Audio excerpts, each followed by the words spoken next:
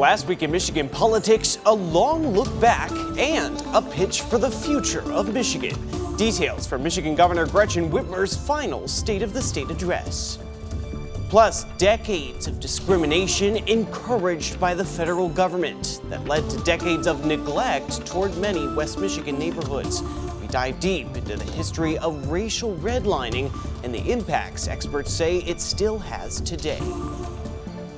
And the lesser-known stories of the fight for freedom. What one local museum is doing to tell those stories that eventually led to a new system of self-government. I'm Josh Alburtus, and this is your 13 on Your Side Rundown.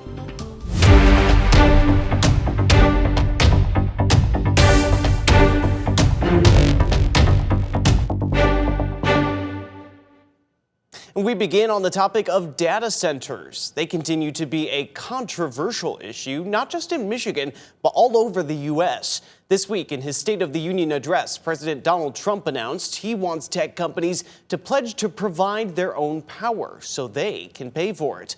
The president also wants data centers to have uniform federal regulations instead of communities and states passing their own. 13 on Your Side's Nick Nelson was in Solon Township, where leaders have talked about passing an ordinance on data centers. He heard from an activist who's been campaigning against the possibility of a data center and who responded to the president's pledge. Tonight, I'm pleased to announce that I have negotiated the new Ratepayer Protection Pledge. You know what that is?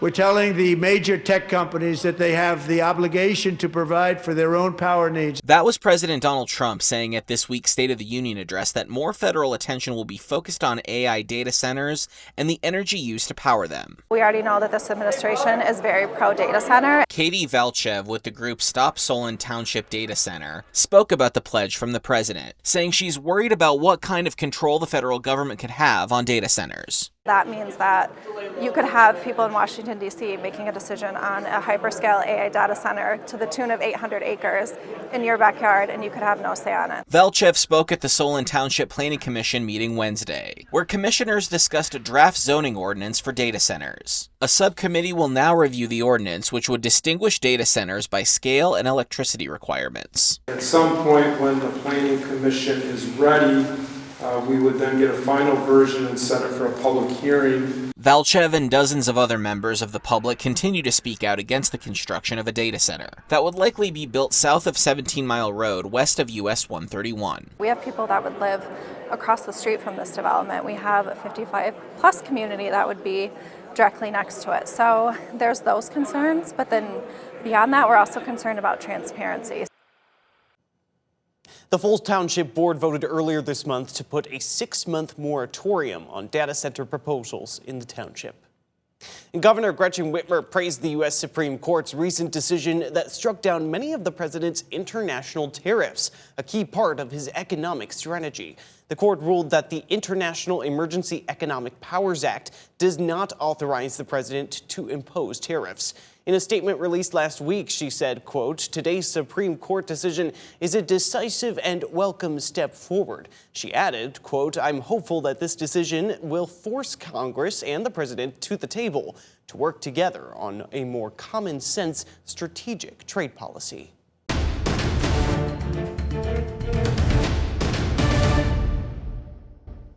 Your voice, your vote, and what some may see as a striking result in a recent poll testing the waters in Michigan's governor's race. In the statewide poll released by the Detroit Regional Chamber this week, pollsters gave voters a hypothetical three-way race. In that hypothetical matchup, independent and former Detroit Mayor Mike Duggan led both Democratic Secretary of State Jocelyn Benson and Republican Congressman John James. That was amongst all the registered voters in the poll. But in this hypothetical matchup, Duggan also led slightly amongst likely voters. When it came to definite voters in the poll, Benson held a slight lead. The poll did note a plus or minus 4% margin of error. Michigan released their first monthly marijuana sales report since the state's 24% wholesale tax went into effect. Coming up, why a drop in sales numbers may not be cause for concern yet.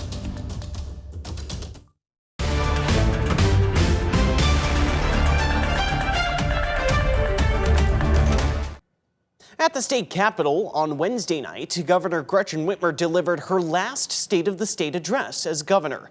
The governor looking back on what she feels may be her legacy and forward at her biggest priorities for her final months in office. It was a speech and message that appeared to spark a full range of reactions from state lawmakers who will help decide the fate of her closing agenda.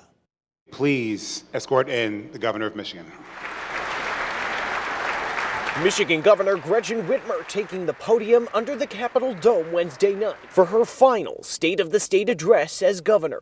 We've all been tested over the past 7 years, but we've always come out stronger, and we always will. There's no problem we've faced that we cannot fix. That's just who we are. Looking back, while also identifying her top priorities for her closing months.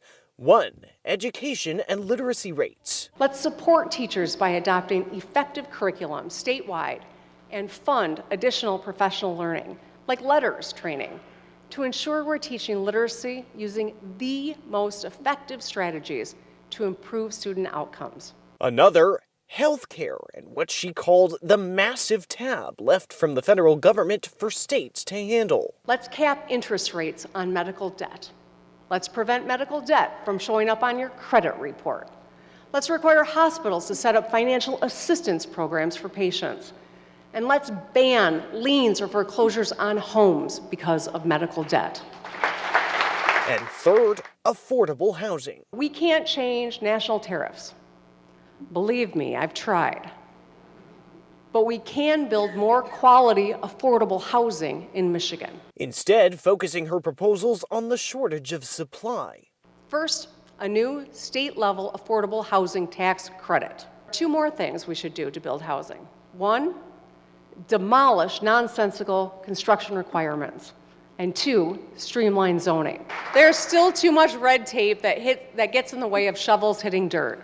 So let's make it easier to build in-law suites and multifamily homes. The last idea seemingly endorsing those pushed by some lawmakers in recent days to grow the supply. I do think that it was a full endorsement. I really think that she's looking at this package and saying, yeah, this is good stuff. Aside from bipartisan work, Whitmer also hearkening back another era of her administration, when her party held complete control in Lansing for the first time in decades.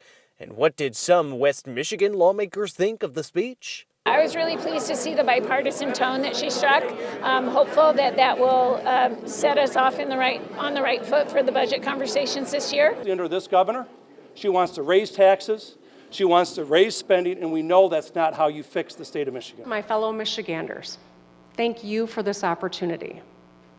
I start and end every day thinking about you. Because of you, the state of our state is strong. And because of you, I know it always will be. Big Gretch out.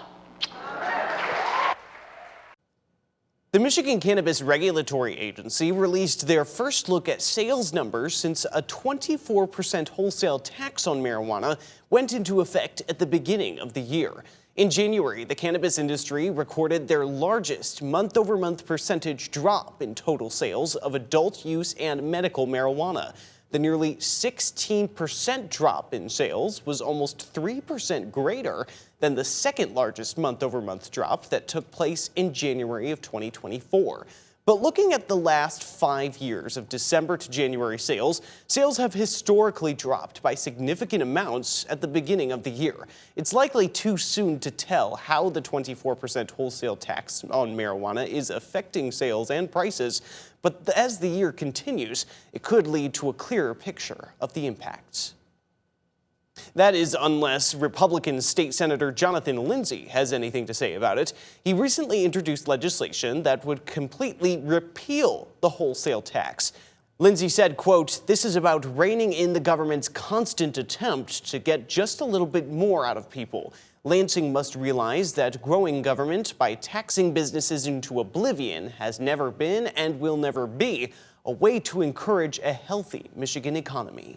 The legislation is already showing early bipartisan support, with 4 Republican co-sponsors and 3 Democrats also co-sponsoring. The bill was introduced Thursday and has been referred to the Committee on Government Operations. Top health officials in Michigan are warning that low measles vaccination rates could lead to an outbreak. Over 1,100 measles cases have been reported in the United States as of February 26th, according to data from the CDC. The Michigan Department of Health and Human Services have reported 0 so far this year. But Michigan's chief medical officer signaled it's only a matter of time before Michigan records its first case of the year. Kent County's medical director echoed that sentiment, saying the county has a higher than average vaccination rate, but it still is below an important threshold. In 2017, we were at about 75% of our little ones vaccinated against those routine diseases, not talking about flu or COVID or anything like that, just things like polio and measles. That number has declined from 75% down to 68%. There is a higher immunization rate in Kent County. It still really doesn't meet the rate of immunizations that we need for herd immunity. So really for herd immunity, we need about a 95% immunity rate, our immunization rate, and we don't have that. For decades, the color of your skin may have determined where you could buy a home easily in Michigan. Up next, how those red lines drawn in the 1930s could still be affecting neighborhoods today.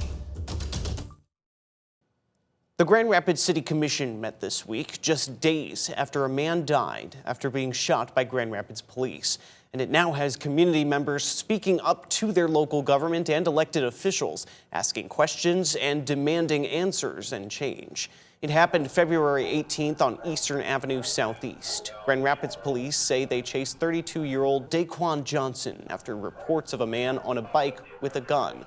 Police say a struggle ensued and an officer fired after Johnson allegedly reached for a weapon. Johnson later died at the hospital. The officer involved is on administrative leave while Michigan State Police investigate the shooting. People had a lot to say during public comment to the local government.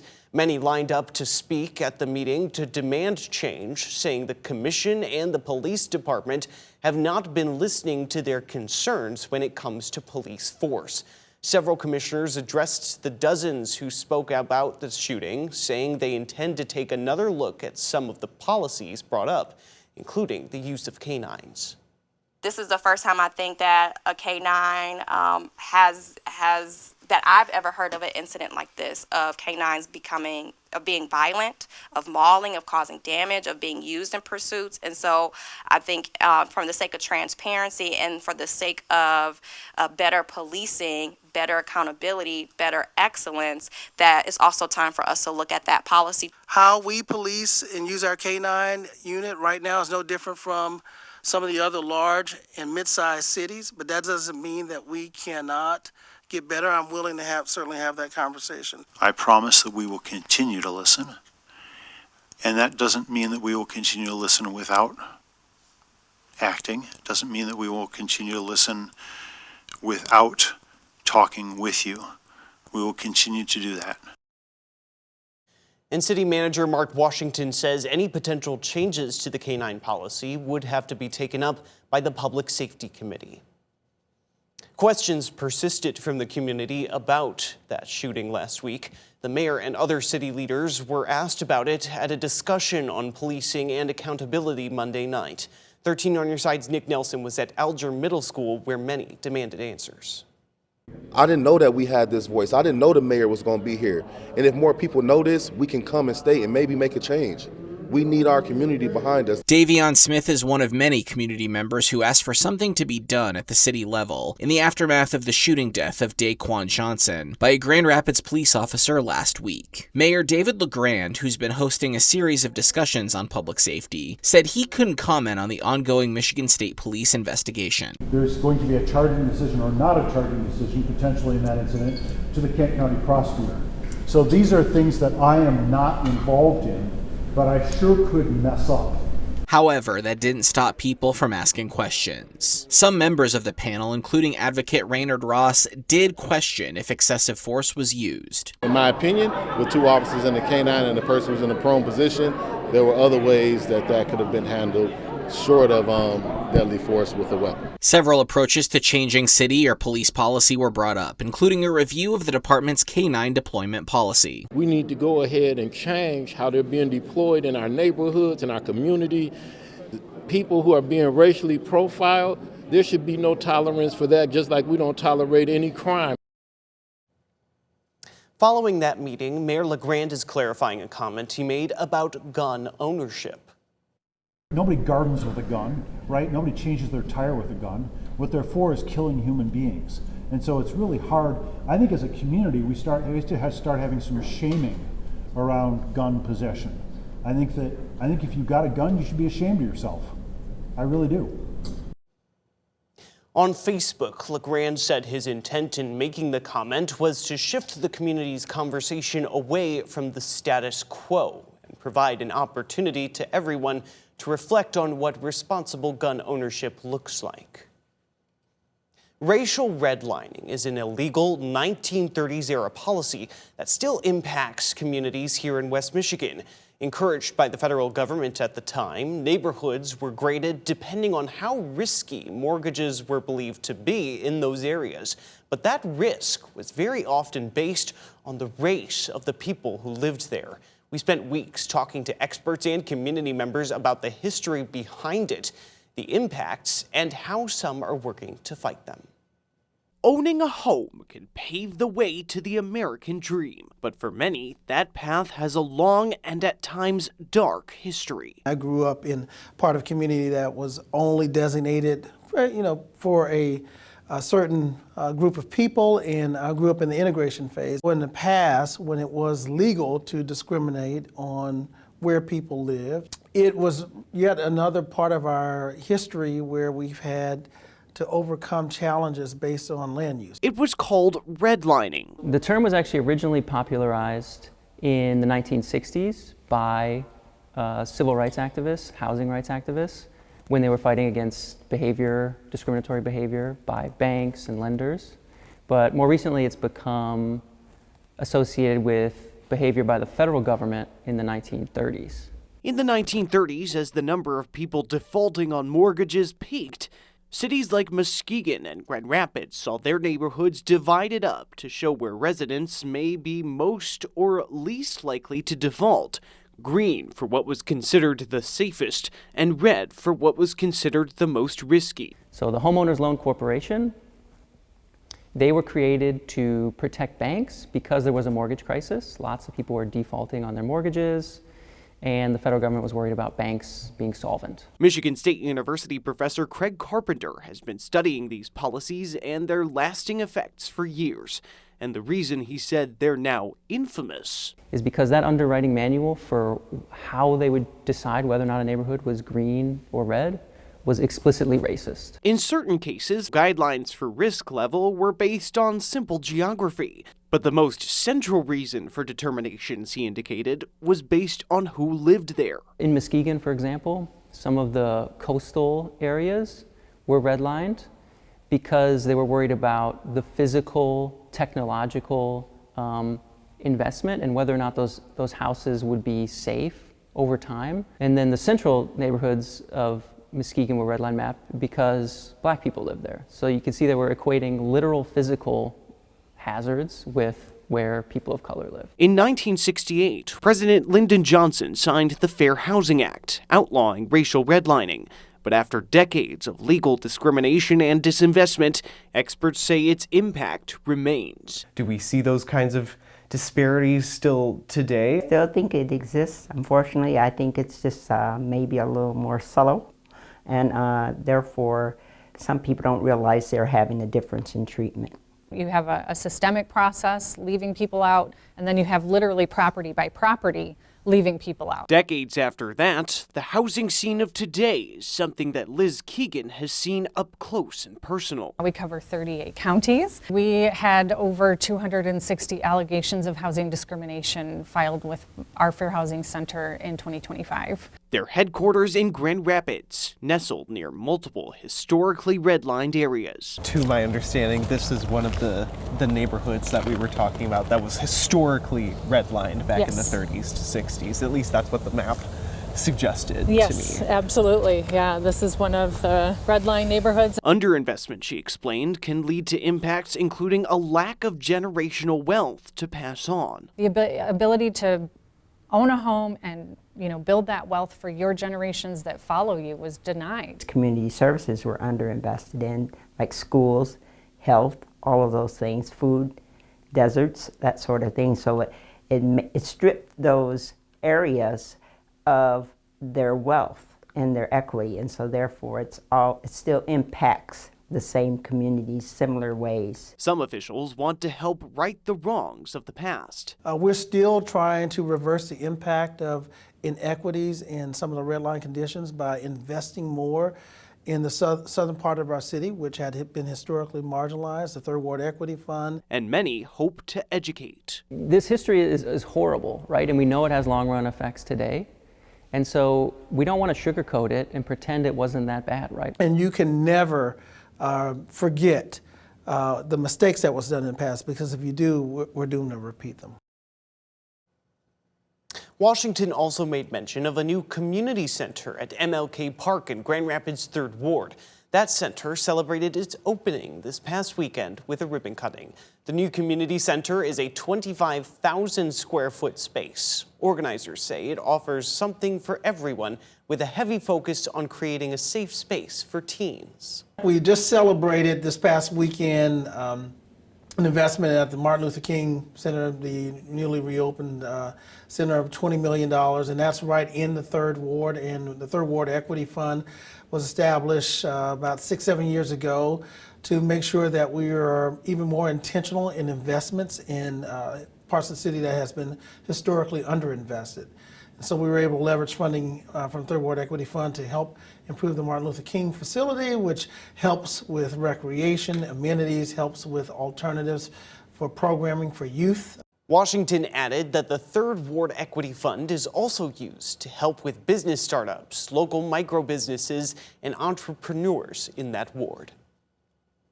Concerns are continuing to swirl over future parking in downtown Grand Rapids with the addition of the new amphitheater and soccer stadium. They come with a lot of questions about parking capacity, especially on days when there are multiple events. The city says it is working on solutions, but leaders seem to admit they don't have all the answers just yet. 13 on your side's Peter Elliott gives us a look at the situation and what's being said. The first notes have yet to be played at Acrisure Amphitheater. It's a very real concern. But some in Grand Rapids are already sounding the alarm about parking around the 12,000-seat venue. There's going to be some challenges for sure. It's a transitional period, but there's also reward in the sustained downtown activity we're going to see. Jim Hocking is a real estate agent in the area. He's heard those concerns. So have local leaders. How are we going to get around? Where am I going to put my car while I'm at these venues? City officials addressing the issue at a public safety committee meeting on Tuesday night. We really want people to think about parking further away and walking and experiencing other parts of downtown as they're getting ready to go to any of these performance venues. Deputy City Manager Kate Behrens sharing a map of the nearby parking inventory. She encourages visitors to plan ahead and prepare to walk or take the bus, like this proposed dash route. And it shows the connectivity to existing rapid routes as well. Another problem, who will direct all those cars? By state law, only uniformed officers are allowed to marshal traffic. It's going to take 24 cops to do it, at least initially, which is a significant number of police officers. Right. That's an entire patrol shift. Sergeant Jeff Dion, GRPD's special events coordinator, worries about the strain that would put on staffing. But that's going to be a really difficult task for us to do that 50 times in 6 months. He says there are at least 8 days this year with an event at both Van Andel Arena and Acrisure Amphitheater. Nearby, an 8,500-seat soccer stadium is just a year away. I guess you could call them good problems to have, because you're going to have a lot of industries moving in, job opportunities coming up, increased tax base for a nicer downtown. I would tell the residents of Grand Rapids and the surrounding areas to be patient and be optimistic. It's the stories you may not have learned in history class. As the U.S. prepares to mark its 250th birthday, the Ford Presidential Museum is highlighting stories from the everyday people of the Revolution. That's next. As the United States marks 250 years since its founding, local historical groups are taking a closer look at a wide range of stories, including some you may not have heard before. Stories of how the nation came to be and formed what was at the time a revolutionary system of democratic government that's existed for centuries. We were at the Ford Presidential Museum this week to learn more about a new exhibit highlighting many of those stories. 250 years after the birth of these United States, one can expect to hear many a story on how the nation came to be. But there are some stories that you may not hear. Stories among those now being told at the Ford Presidential Museum. We're spotlighting the ordinary and extraordinary people who worked behind the scenes to bring us freedom 250 years ago. The museum hosting this exhibit through early March. It is a panel exhibit, so really it's largely reading panels, reading text, but we have 3 really great interactive kiosks that people can peruse. A display focused on stories of the Revolution and those behind the centuries-old scenes. There are some, statesmen and some military men who are profiled here. But also stories representing a broader picture, with those from patriots, loyalists, and battlegrounds, and many that may have been historically less told. Women, Native Americans, and Black individuals, both free or enslaved, all among those highlighted. The exhibit was brought in with the help of the local chapter of the Daughters of the American Revolution, whose national officers worked with the American Battlefield Trust Group. We work to celebrate patriotism and historic preservation and education every day, and we have for 130 years here in Grand Rapids. Vice Regent Leah Sherman explained how the war was fought by those from a variety of paths. Farmers and women who were helping to keep their farms and their homes going while the men were out fighting. It was fought by everyday people. It was fought by enslaved people. It was fought by people from First Nation communities. Some stories, with their elements of ordinary stepping into the extraordinary, were ones that the venue's director believe align with its namesake. President Ford was not somebody who had ambled for the presidency, and he was an ordinary person who came around in extraordinary times and was able to right the country in a way. While the museum does charge admission, if you are just viewing this exhibit in the lobby, you can do so for free. It'll be open till March 5th. And that's the rundown for your week in Michigan politics. Be sure to keep up with all the top political stories of the day, both on air and online at 13onyourside.com.